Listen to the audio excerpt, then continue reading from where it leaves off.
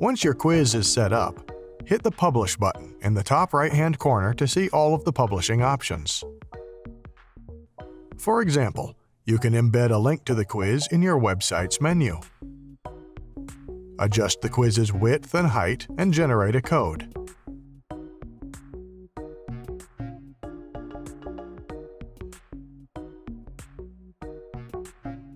In your website's menu, you can add a new section and paste the code.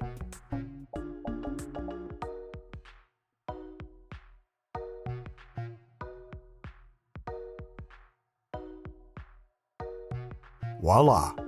You've just created your first product recommendation quiz.